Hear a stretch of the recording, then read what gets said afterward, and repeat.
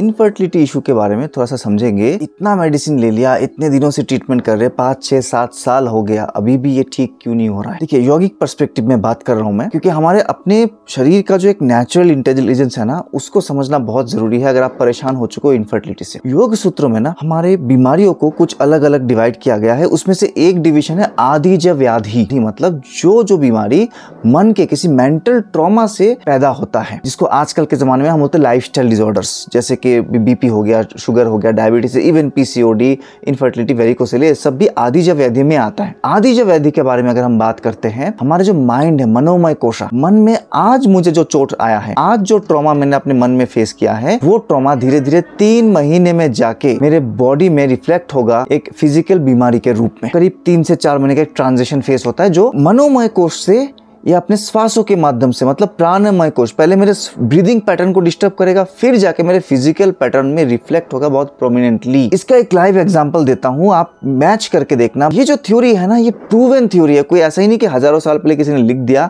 Modern studies में ये आ रही है बार बार सामने, साइकोलॉजिकल स्टडीज में आ रहे हैं। जैसे जिन मर्दों में लोअर बैक पेन का शिकायत है, ज्यादातर केसेस में देखा गया है कि उनका कुछ ना कुछ फाइनेंशियल ट्रॉमा है, तो फाइनेंशियल इश्यूज के द्वारा वो जरूर गुजरे पिछले कुछ दिनों के अंदर, तब धीरे धीरे लोअर बैक पेन हो गया। जिन लोगों को बहुत ज्यादा फियर हो रहा है, कोई चीज खो जाने का, कोई चीज में सफल नहीं होने का डर बहुत बैठा हुआ है मन में, उनको डाइजेशन रिलेटेड प्रॉब्लम जरूर हो रहा है। जिन लोगों को बर्डन हमेशा फील होता है कि मेरे ऊपर बहुत ज्यादा बर्डन है, कुछ ना कुछ काम का रेस्पॉन्सिबिलिटी का बर्डन है, slowly they start getting shoulder pain. तो ये सब कुछ रेफरेंसेस है, आप भी अपने जीवन में इन चीजों से रिलेट कर पा रहे हो धीरे धीरे। तो देखिए कितना बड़ा इंपॉर्टेंट रोल प्ले करता है। आपके मन में कोई ट्रॉमा बैठता है तो फिजिकल बॉडी में आता है।